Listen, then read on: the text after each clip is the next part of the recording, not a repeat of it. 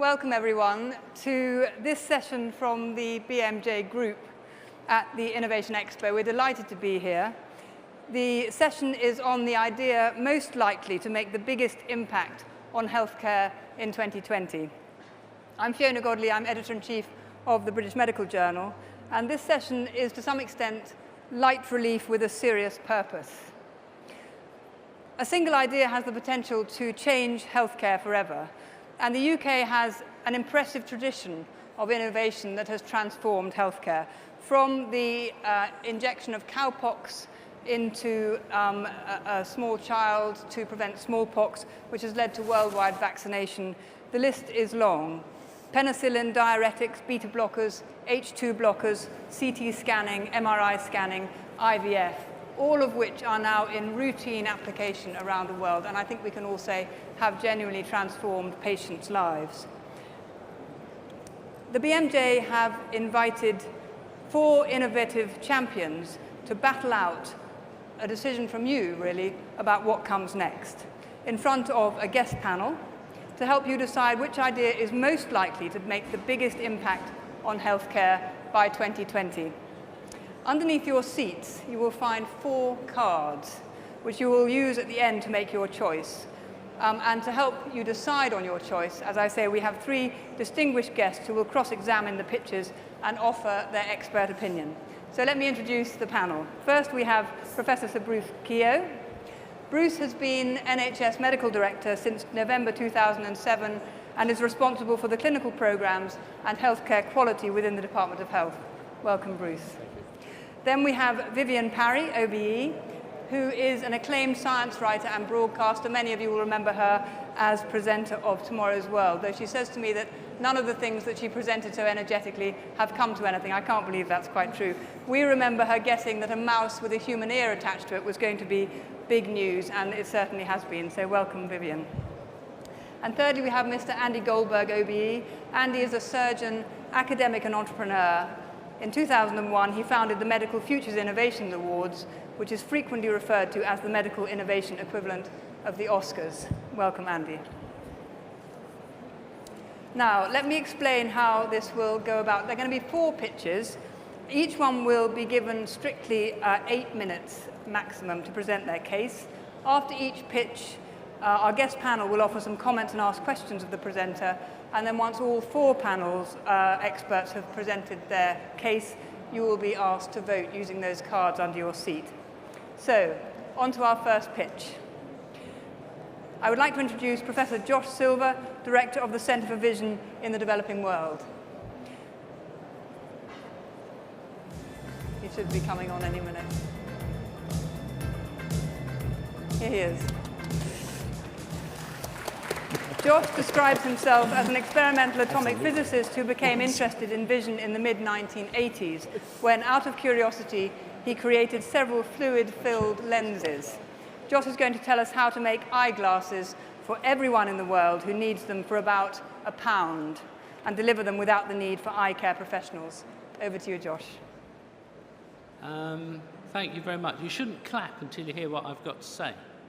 Now then, I understand that I can show transparency. Is that right? So I just do this. Yes?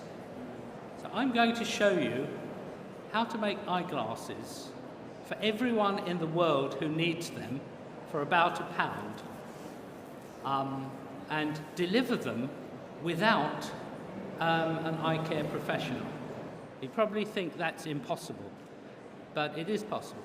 And this is, I would argue that this is a truly disruptive health technology.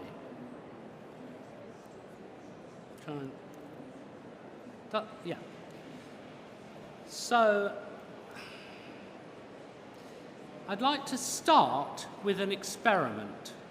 So, will you put your hand up if you wear eyeglasses or contact lenses, or you've had laser refractive surgery? Now, actually it doesn't look that many. It looks like about half, or maybe over half. What would you say? About half. Well, now I'll cheat, because I know how many it should be. In the developed world, about 65% of the of people actually have some form of corrective eyewear. And I wasn't able to do the statistics that quickly, but I think it's going to be about 60% of you. That's in every developed world country. In the developing world, there's only about 10% of people who wear corrective eyewear. And if we extrapolate, so if we want to make an estimate of the need for corrective eyewear in the world, let's assume that 10% are corrected, then that means that there's about 3 billion people in the world today who need vision correction and don't have it, and I would argue that's principally eyeglasses, if they want to be able to see as clearly as they are capable of. The problem arises because essentially, principally, you don't have enough professionals to meet the needs of the people in the developing world. You've got about one optometrist per 5,000 of the population here in the UK, and if you go to some parts of Africa, you've got about one optometrist per million of the population. So the model that we use here for the delivery of eyewear just won't work. There aren't enough professionals. There also isn't an infrastructure. So so this is the essence of, if you like, the idea. Let us suppose that we could make eyeglasses which the wearer could put on and simply adjust so as to accurately correct their own refractive error, and that we could do that very cheaply. Then that would be a possible solution to this problem. And it turns out that that can now be done. And in fact, I think I'm not keeping a good track on my 8 minutes, but I've probably got enough. I think I've got enough time to show you. 4 minutes left. I can probably do that. Right, I will now make a pair of okay. I need prescription eyewear. So I'll make myself a pair of glasses. The challenge being to do it in about a minute and also leave some time to say some more things. So how do I do that? Well, okay.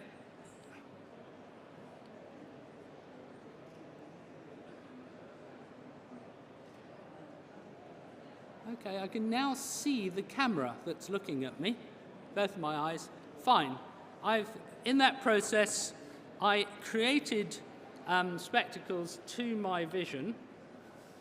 I will now seal up. I had an ominous crack there. I will now seal up these lenses and